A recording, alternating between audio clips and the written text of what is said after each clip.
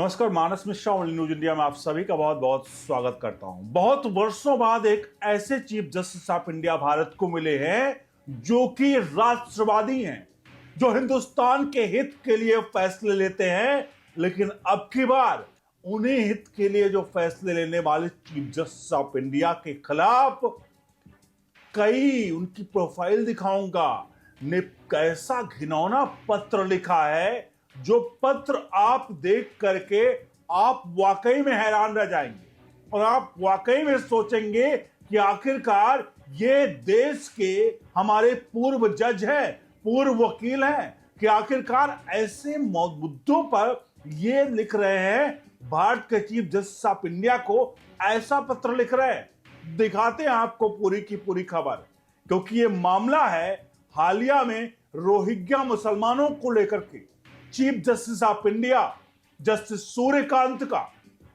जो वक्तव्य आया, जो फैसला आया, उसको लेकर के पूर्व जजों में खलबली मच गई है।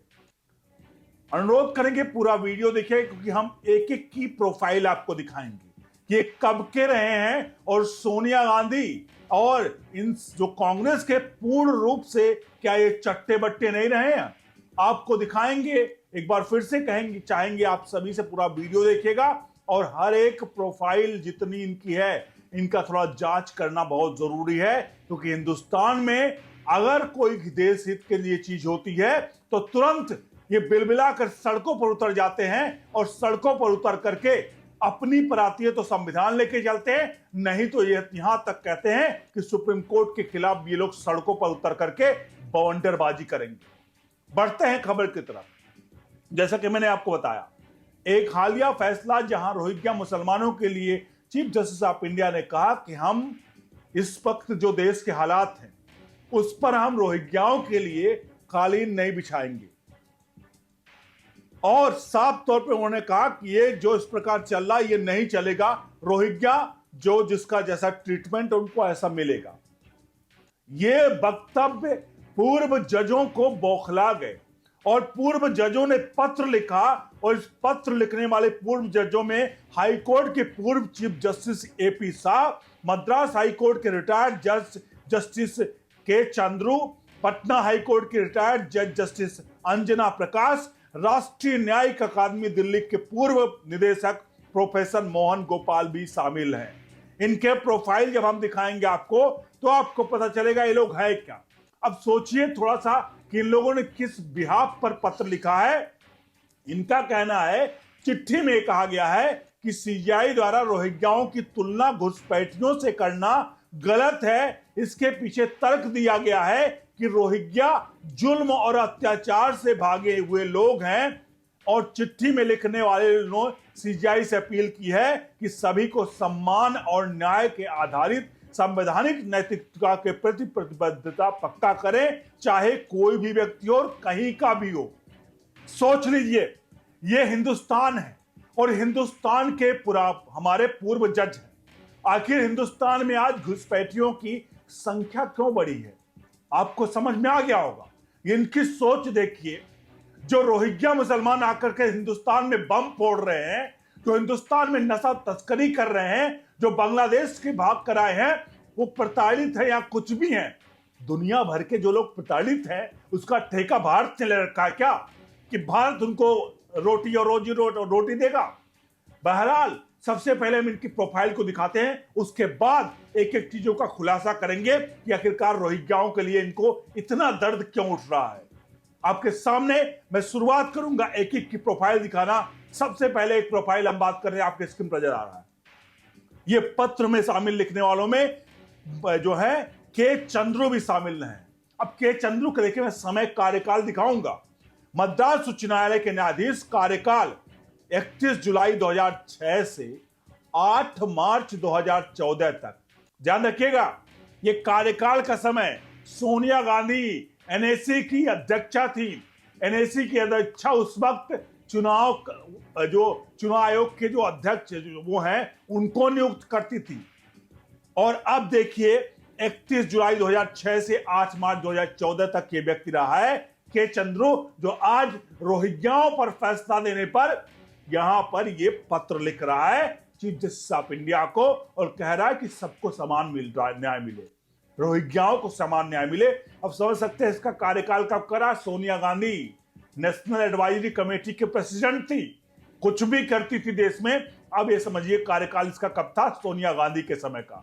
दूसरे व्यक्ति जिसका नाम ले रहा हूं, आपके सामने स्क्रिप्ट नजर आ रहा है, ये है अजित प्रकाश शाह। ये मुख्य न्यायाधीश थे दिल्ली उच्च न्यायालय के। इनका कार्यकाल देखिए साहब, मई 2008 से फरवरी 2010 तक का कार्यकाल। अजित प्रकाश शाह 2008 से 2010 तक इसकी सरकार थी। कौन सत्ता में था? एनएसी नेशनल एडवाइजरी कमेटी की प्रेसिडेंट अध्यक्षा सोनिया गांधी। और ये आज पत्र लिख रहे हैं बिलबिलाए हुए और कह रहे हैं कि भैया सबको समान न्याय दिया जाएगा। हमारा संविधान क्या है, सबको न्याय दिया जाएगा? पूरा पाकिस्तान बिलबिला कर यहां आ जाए तो हिंदुस्तान में उनको अब शरण दिया जाएगा। हिंदुस्तान की कोर्ट कहेगी कि हमारे यहां आ गए तो उनको शरण दिया जाएगा। आगे बढ़ते हैं, हम एक एक प्रोफाइल दिखाएंगे और वीडियो को लाइक शेयर जरूर करते रहिएगा। कमेंट बॉक्स में आपकी प्रतिक्रिया आनी चाहिए। आगे बढ़ते हैं अगले की तरफ।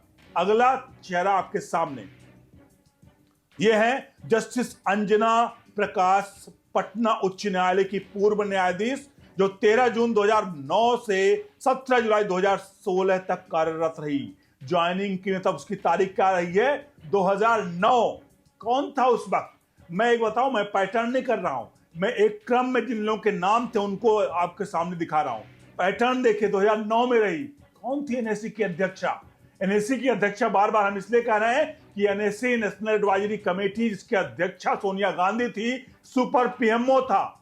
मनमोहन सिंह अगर कोई फैसला, पीएमओ कोई फैसला लेता था तो एनएसी को जाता था, सोनिया गांधी उस पर साइन करती थी, तब जाकर उसका फाइनल मोहर लगती थी। यानी कि पीएमओ सिर्फ एक डमी था। और देखिए इसकी कार्यकाल 2009 में इसका कार्यकाल रहा। इसका मतलब कांग्रेस की सबसे चहेती और सोनिया गांधी के साथ मिलकर ये लोग क्या कर रहे हैं। अगले चेहरे की तरफ बढ़ते हैं। मैं ज्यादा आपको बोर नहीं करूंगा, बहुत सारे लोगों ने पत्र लिखा है, लेकिन कुछ चेहरों को उजागर करना आपके सामने जरूरी है। आपके सामने एक पत्र और एक नाम, एक चेहरा और, प्रोफेसर जी मोहन जो है प्रोफेसर जी मोहन गोपाल। ये जी मोहन गोपाल 2006 से लेकर 2011 तक भारत के सर्वोच्च न्यायालय की राष्ट्रीय न्याय अकादमी के निदेशक रहे हैं। 2012 से 2019 तक प्रोफेसर गोपाल सर्वोच्च न्यायालय के प्रबंधन प्रणाली समिति के अध्यक्ष रहे। Professor Gopal national law school of India Bengaluru के कुलपति भी रहे। और ये सारी चीजें आपके सामने हैं। अब इनका कार्यकाल का समय देखिए, 2006 और दोबारा जो 2012 में इनको अपॉइंट किया गया, उसको सर्वोच्च न्यायालय के राष्ट्रीय न्याय प्रबंधन के प्रणाली के अध्यक्ष के रूप में। मैंने आपको एक एक करके कुछ नाम दिलाए, ये सभी ने पत्र लिखा है। इन सबके अपॉइंटमेंट कब के हुए हैं? इन सबके अपॉइंटमेंट कब हुए हैं? जब सोनिया गांधी एनएसी थी, नेशनल एजेंसी की प्रेसिडेंट थी।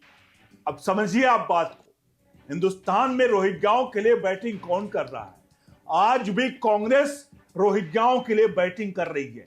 वो रोहिंग्या जो 70 सालों में हिंदुस्तान में, केवल रोहिंग्या नहीं, हिंदुस्तान में वक्फ बोर्ड, हिंदुस्तान में वर्शिप एक्ट, हिंदुस्तान में ऐसी ऐसी चीजें की गई हैं जिसको लेकर के सोनिया गांधी, कांग्रेस ने 70 सालों तक सत्ता में पूरी तरह से इस प्रकार से, एक तरह से जिसे कहते हैं ना कि सत्ता का भोग किया और हिंदुओं को किस प्रकार से हिंदुओं को नीचा दिखाया हर मोर्चे पर। और आज जब राष्ट्रवादी चीफ जस्टिस ऑफ इंडिया हैं, राष्ट्रवादी का मतलब ये नहीं है संवैधानिक तरीके से काम कर रहे हैं। हमारा संविधान घुसपैठियों को भारत में रखने का यहां पर वो आदेश या किसी प्रकार का कुछ नहीं देता है। कहीं नहीं लिखा है कि रोहिंग्याओं को भारत में रखा जाएगा। अब आप खुद सोचिए इस पूरे प्रकरण पर कि क्या चल रहा है हिंदुस्तान में क्या चल रहा है। ये लोग पत्र लिख रहे हैं किसके लिए? रोहिंग्याओं के लिए। सिर्फ चीफ जस्टिस ऑफ इंडिया ने कहा हम कानून बिछाएंगे नहीं इनके लिए, रेड कारपेट नहीं बिछाएंगे इनके लिए, ये जहां से आए उनको भेजा जाएगा वापस। और ये कह रहे हैं कि हमें इनको मानवता चाहिए, तुम्हें मानवता चाहिए। अरे कम से कम एक बार अपने शक्ल को आईने में देख लो और अपने आप को झांक लो अपने अंदर से कि किसके लिए काम कर रहे हो। एक बार देश के लिए काम करो, देश के लिए। पत्र लिखना है तो लिख दो, जिसका जो मन करे वो कर दो। कम से कम देश के लिए कम से कम एक बार सोच लो कि क्या करना चाह रहे हो। रोहिंग्याओं को यहां पर शरणार्थियों को जगह दोगे, 140-150 करोड़ की पॉपुलेशन, और आज यहां पर आकर के इस तरह की चीजें हो रही हैं। अभी हालिया में आज तक के इंटरव्यू में जो हमें रूसी राष्ट्रपति व्लादिमीर पुतिन ने एक साफ कहा कि भारत को सोशल मीडिया पर थोड़ा सा रखना चाहिए, नकेल रखनी चाहिए, मोदी को रखना चाहिए, और रखेंगे वो। मुझे लगता है कि रखना चाहिए। जिस तरह से ये लोग आज जो भी मन कर रहा लिख दे रहे हैं, अरे कैसी हिम्मत हुई ऐसे लोगों को लिखने की, कह रहे हैं कि रोहिंग्या हमारे लिए समान, संविधान कहता है कि रोहिंग्याओं को बसाओ, संविधान कहता है रोहिंग्याओं को बसाओ। तो भारत का बंटवारा क्यों हुआ? भारत का बंटवारा क्यों हुआ?